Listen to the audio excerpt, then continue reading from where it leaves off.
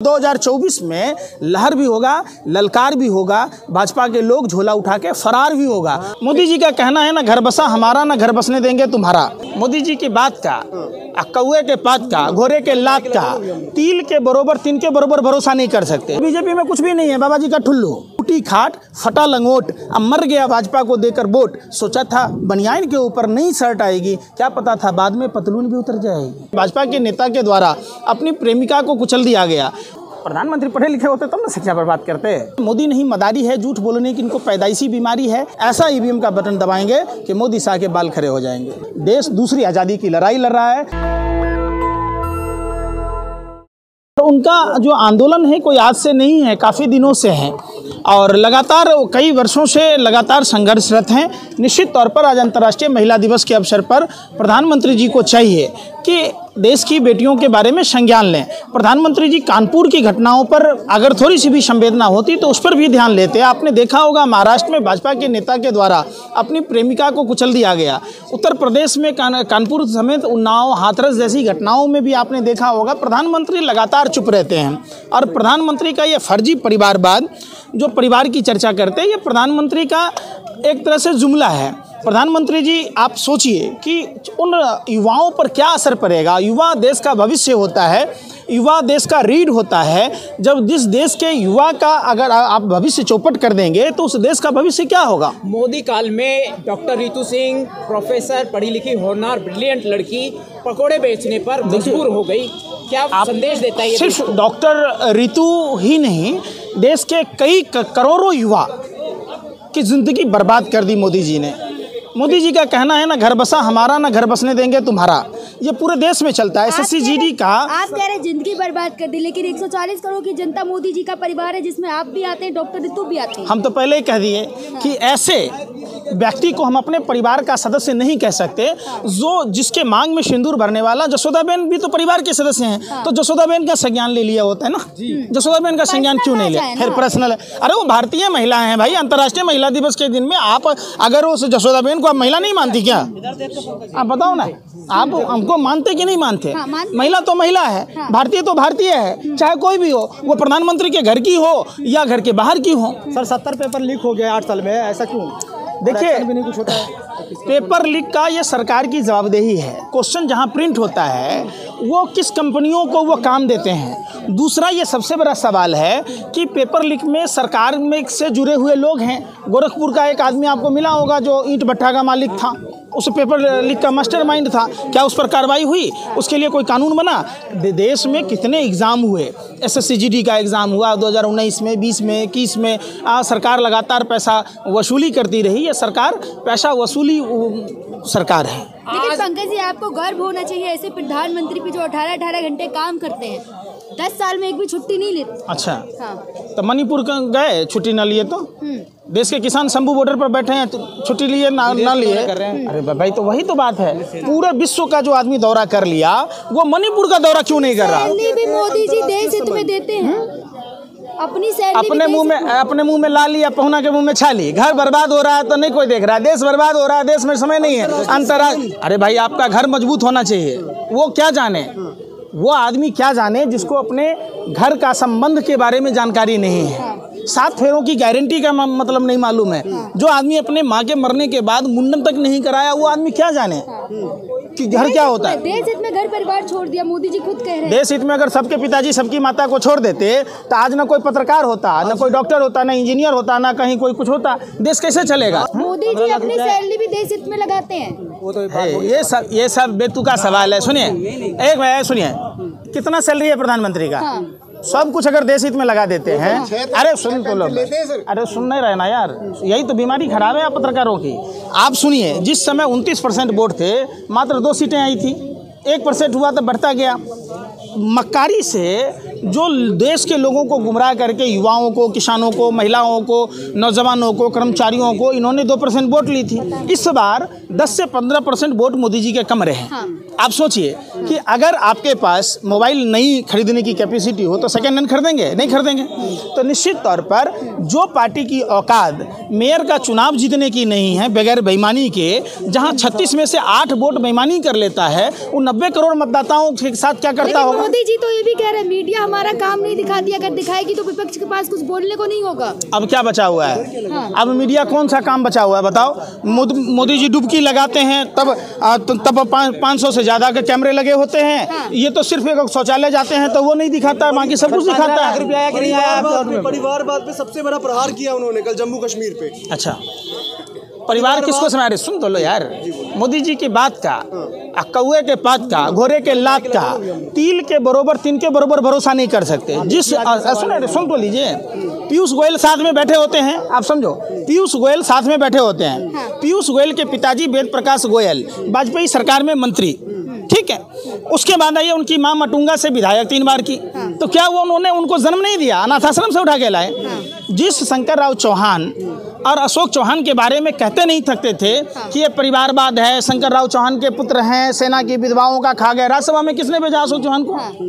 आप बताइए। अजीत पवार का परिवारवाद नहीं दिखता है? सम्राट चौधरी का परिवारवाद नहीं दिखता है? अरे भाई, मोदी जी में तो नहीं है ना। आप अपनी बीवी को छोड़ दीजिएगा तो उसका वो दोस्त देश की जनता है। कौन सा मोदी जी का परिवार है ना, अंबानी है। देखिए, देश के मजदूरों को पैदल नहीं जाने दिया। अंबानी के लिए वायुसेना का जो अड्डा है जामनगर, सामरिक दृष्टिकोण से अहम मायने रखता है, अंबानी के लिए खोल दिया। तो मोदी जी का परिवार कौन? अंबानी, अडानी। सुनने रहे यार, कैसे आप दे देंगे? अरे सुन लो, यही आप मीडिया वालों की इतनी स्थिति खराब है। अरे मैं कह रहा हूँ ना, मणिपुर के लोग मोदी जी के परिवार के लोग थे या नहीं थे? आज तक मणिपुर जल रहा।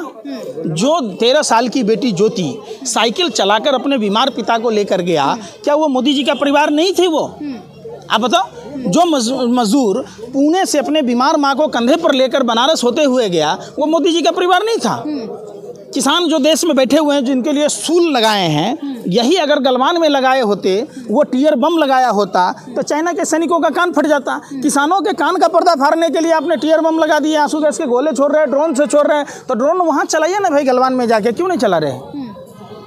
तो वो परिवार नहीं है। हाँ। देश के जो नौजवान हैं, जिन्होंने नौकरियों के लिए इतना प्रयत्न किया, तो उनको पिटाई करी सरकार ने, इतनी बुरी तरीके से जख्मी किया। अभी उत्तर प्रदेश की घटना है, पेपर लीक के मामले में देखे छात्रों को कैसे दौड़ाया जा रहा था। रात भर जग के काम करते हैं तो जनता पूछती है। शुक्र है मोदी जी सो जाएं। हाँ। मोदी जी कुंभकर्ण तो 6 महीना सोया था, 10 साल से सोए हैं, समझिए, एकदम आराम से खर्राटे भर रहे हैं। 10 साल अरे भाई छुट्टी नहीं ली, काम कर रहे हैं आप। अच्छा, के लिए, तो प्रचार, अरे सुन तो लीजिए, आप पत्रकार हैं, आपको भगवान रोटी खाते होंगे, गोबर को च्यवनप्राश समझ के तो नहीं खाते होंगे।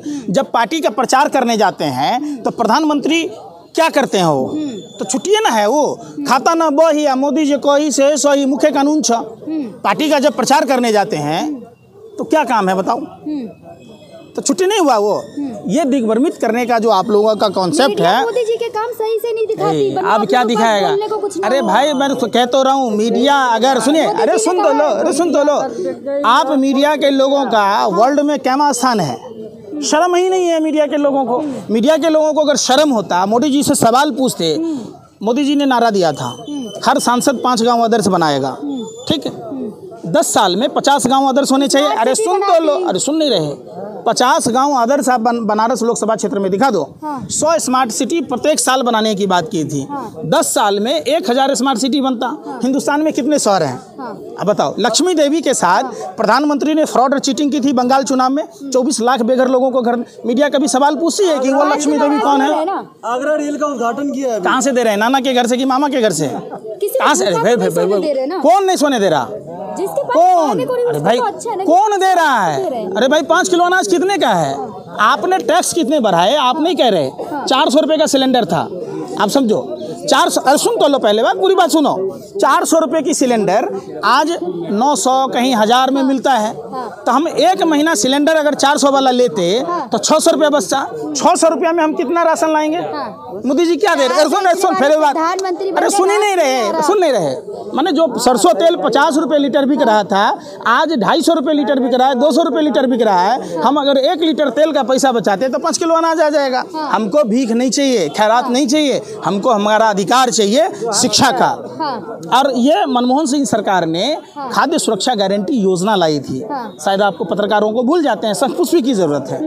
और आपने शिक्षा की गारंटी योजना भी अब देखिए पूर्ववर्ती सरकारों ने जितना काम किया, अगर वही योजनाएं आज भी होती तो देश में कहीं कुछ दिक्कत नहीं होता। देश में 5 किलो राशन देने के लिए 5 साल और राशन देंगे प्रधानमंत्री। क्या बोलते हो यार, आप ले क्या रहे हो सो नहीं कह रहे। जहां हम टिकटों के दाम में 225% की वृद्धि हो गई, खाद्य सामग्रियों में 400 से 500% की वृद्धि हो गई, मिनिमम बैलेंस के नाम पर डकैती हो रही, तो आपको नहीं दिख रहा। हमारा ही पैसा जो पहले की जो सरकार थी, हाथ जोड़कर विनती है, जो पहले की 2014 से पहले जो इस रेट में मिलता था, रेल का किराया, बस का किराया, डीजल, पेट्रोल, गैस, खाद्यान्न, अगर वही हो गया तो हम महीना में 10,000 रुपया तो उसी से बच जाएगा। रेल का किराया बढ़ जाएगा तो फिर आप उस पर बात कीजिए ना।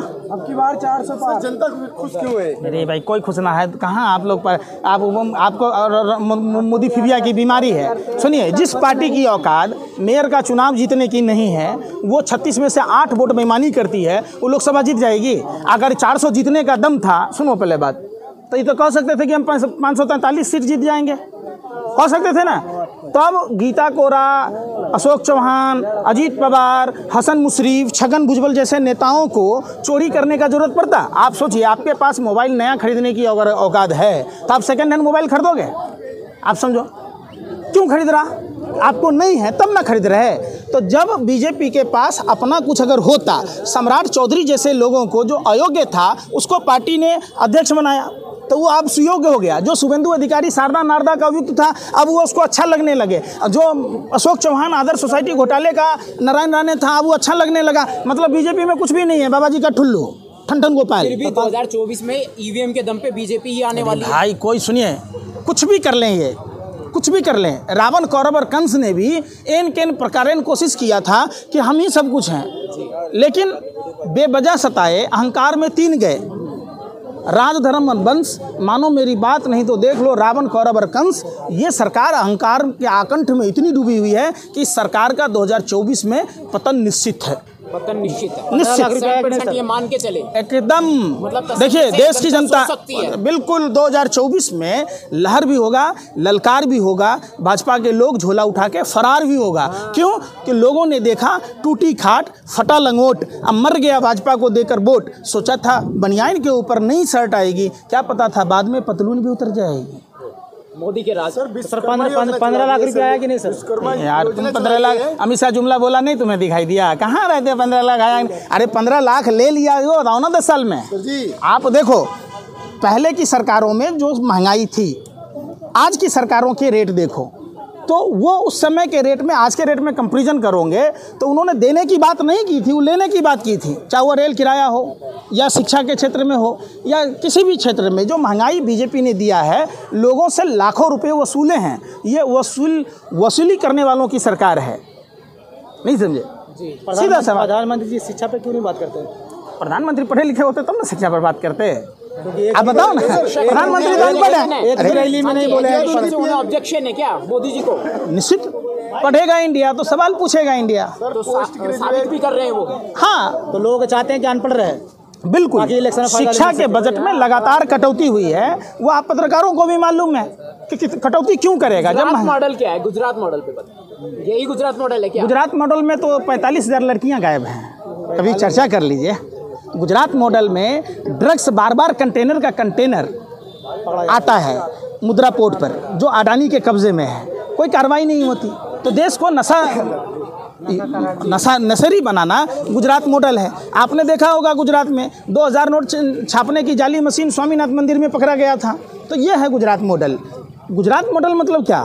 गुजरात में सर 22,000 करोड़ का ड्रग्स पकड़ाया था, अडानी पे छापा क्यों नहीं मराता है? विपक्षी दल पे छापा मारता है। तो ये बात प्रधानमंत्री बीजेपी से पूछे ना।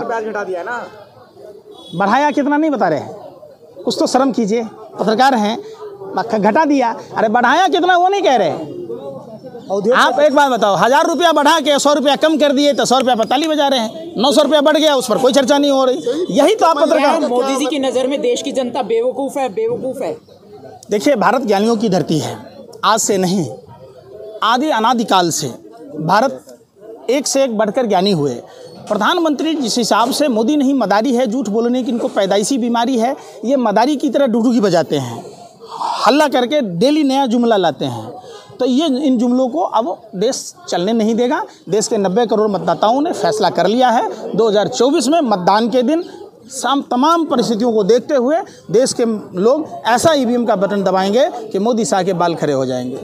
मेन स्ट्रीम मीडिया मोदी और बीजेपी की वाहवाही करते नहीं थकते। देखिए मीडिया चलाने के लिए, मीडिया हाउस चलाने के लिए हज़ारों करोड़ रुपए की जरूरत पड़ती है। विज्ञापन देने वाली कंपनी मोदी के मित्र हैं, सरकारी विज्ञापन है, तो निश्चित तौर पर दो गुजराती देश खरीद रहे हैं, दो गुजराती देश बेच रहे हैं। देखिए हमने उन 2 गुजरातियों को देखा था, सरदार पटेल को, राष्ट्रपिता महात्मा गांधी को, जिन्होंने गोरे अंग्रेजों से मुक्ति दिलाई थी। अब ये 2 जो हमारे काले अंग्रेज हैं, रंगा बिल्ला की जोड़ी, हम उसको भी देख रहे हैं, देश उसको भी देख रहा है, जो देश को गर्त में ढकेल रहा है। निश्चित तौर पर देश दूसरी आज़ादी की लड़ाई लड़ रहा है, जो 2024 के चुनावों में निश्चित तौर पर देशभक्तों की टोली भाजपा को मार भगाएगी। नेशनल दस्तक की आपसे गुजारिश है कि अगर इसको बचाना चाहते हैं तो नेशनल दस्तक को सब्सक्राइब करने के लिए रेड कलर के सब्सक्राइब बटन को दबाएं, फिर बेल आइकन की घंटी दबाएं। नेशनल दस्तक को बचाने के लिए बहुत जरूरी है कि हर खबर को शेयर करें, लाइक करें, कमेंट जरूर करें।